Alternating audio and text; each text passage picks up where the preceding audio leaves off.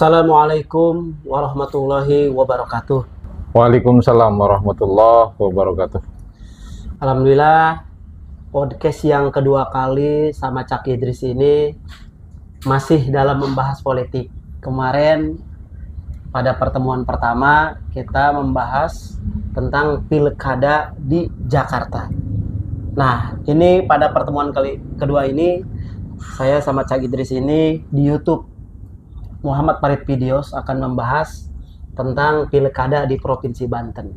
Walaupun memang pilkadanya udah terlewat, nggak apa-apa toh kita bahas-bahas untuk ngobrol sambil ngopi santai ya. Sambil santai lah. Langsung aja pokoknya nih ya, kita keruk nih ilmunya dari Cak Idris ini dalam ilmu politiknya ya. Kebetulan sekolahnya di SIP, Sarjana Ilmu Politik S1 di mana Pak?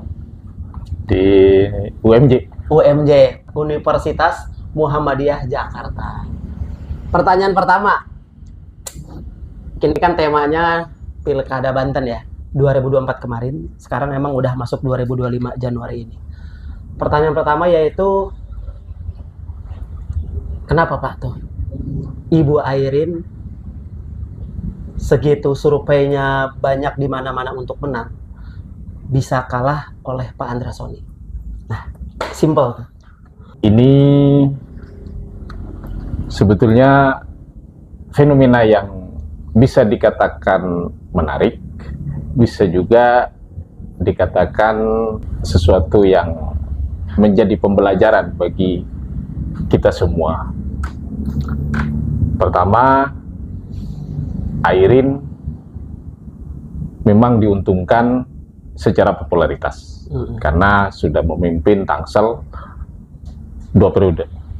Maka beliau punya kekuatan popularitas yang sudah dikenal oleh masyarakat, dan Tangsel itu bagian dari Banten. Maka tidak salah sebetulnya ketika PDI Perjuangan mengusung Airin. Dan memang dari beberapa lembaga survei mengatakan bahwa Airin bagus dan seolah-olah sudah di atas angin. Cuman dalam pertarungan politik yang diadu itu adalah strategi. Yang diadu itu adalah strategi, maka ketika lawan kita memahami strategi kita, maka hakikatnya kita itu sudah kalah. Ketika lawan kita memahami strategi kita, maka hakikatnya kita itu sudah kalah.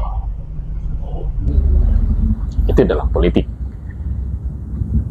Jadi setiap detik perubahan itu akan terus bergerak dalam pertarungan politik. Walaupun secara hitung-hitungan lembaga survei Airin baik, karena pada saat itu mungkin pas disurvei itu secara umum, maka Airin bagi masyarakat Banten dianggapnya sangat layak. Surveinya kan di mana-mana ya, memimpin Banten. Cuman survei itu juga kan sampling kan, metodenya sampling pastinya. Andra Soni secara umum belum begitu dikenal oleh masyarakat secara luas oleh masyarakat Banten. Maka ya akan ada strategi yang maksimal dari para pengusung untuk bagaimana Andra Soni itu bisa memenangkan atau bahkan paling tidak mengimbangi dari kekuatan Airin. Dan akhirnya menang ya. Dan akhirnya menang. Jadi kerja keras tim itu ternyata sangat maksimal, sehingga bisa jadi ya, mohon maaf kalau saya salah, bisa jadi kelompoknya Andra Soni atau pendukung Andra Soni juga kaget gitu. Kaget. Kok menang gitu loh. Iya benar. Karena yang dihadapi itu adalah yang memiliki popularitas secara luas dan dianggap apa namanya ya? Dianggap bahwa secara umum tidak ada celah kejelekan dalam kepemimpinan. Maka itu berat. Cuman itu berhasil. Nah, ini menarik gitu loh, menarik. Walaupun di sisi lain tetap banyak dalam catatan sejarah itu bahwa pergerakan dari kekuatan politik itu dinamis,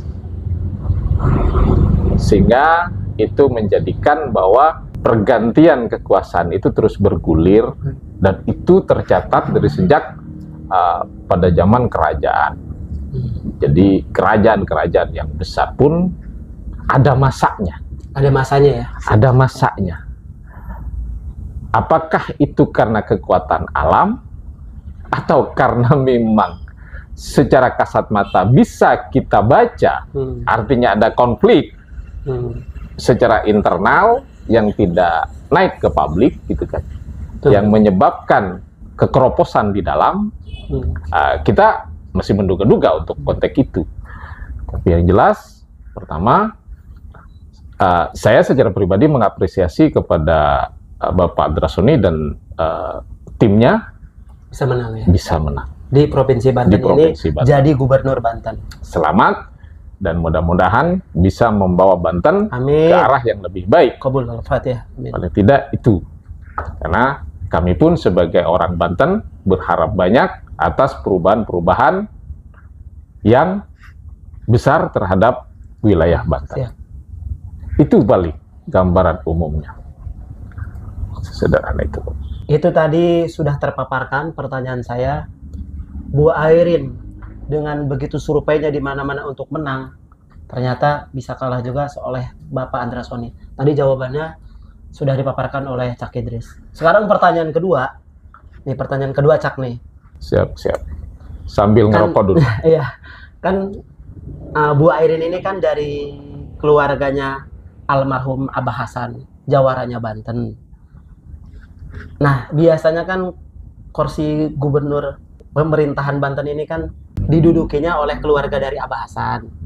Nah, ini gimana nih? Sekarang enggak gitu. Coba pengen tahu komentarnya, ini nggak apa-apa nih. Ini iseng aja nih, nggak apa-apa. Ya, paling tidak, ya mungkin memang tadi ketika kembali ke apa yang saya sampaikan Ada tadi, masaknya yang pertama, terus yang kedua, secara terah juga ya sebetulnya Airin ini kan menantu, ya, menantu. bukan Menantu Abah, garis dan almarhum langsung. Abah Hasan ya, Abah Haji Hasan. Itu. Tapi di dalam dunia politik ngitung kekuatan. Jadi memang apakah kekuatan keluarga Haji Hasan sudah berkurang di Banten? Belum tentu. Belum tentu. Karena posisi gubernur ataupun wakil itu tidak menjadi satu-satunya. Ada ruang-ruang lain dalam kekuasaan di provinsi itu. Jadi ada DPRD, Iya benar. gitu kan? Masih banyak di bawah-bawahnya ya. Ada jabatan lainnya. DPD, Dewan Perwakilan Daerah ya, RI, itu yang keluarga besar mereka masih ada di situ. Jadi kalau untuk di publik memang dengan Airin kalah, seolah-olah kekuatan keluarga Haji Hasan sudah tidak ada di situ. Padahal dalam polisi kebijakan, gubernur itu tidak berdiri sendiri. Seluruh kebijakan yang dilahirkan oleh daerah itu atas kesepakatan bersama dengan DPRD. Jadi siapa tahu ke depan nantinya keberimbangan kekuatan ini akan menjadikan Banten lebih baik. Amin. Tidak, kita positif thinking saja. bahwa Banten menjadi lebih baik karena keseimbangan kekuatan antara kekuatan yang di dalam keluarga besar dan yang di luar keluarga besar. Ya, paling cukup sampai di sini saja. Alhamdulillah ini sudah terpaparkan 2 pertanyaan simpel ini ya, dengan jawaban yang Masya Allah pokoknya mantap dah dari Cak Idris ini. Kebetulan ini kakak ipar saya juga ya, udah pada tahu kan di video pertama sebelumnya. Alhamdulillah pokoknya bisa kembali lagi ya Cak ya. Dan alhamdulillah kita berdua masih sehat. Amin, amin, amin. Ya, pokoknya para pemirsa YouTube Muhammad Farid Videos, jangan lupa pantengin terus YouTube-nya dan di like, kasih jempol ya, plus subscribe. Kita tutup saja dengan alhamdulillah. Wassalamualaikum warahmatullahi wabarakatuh.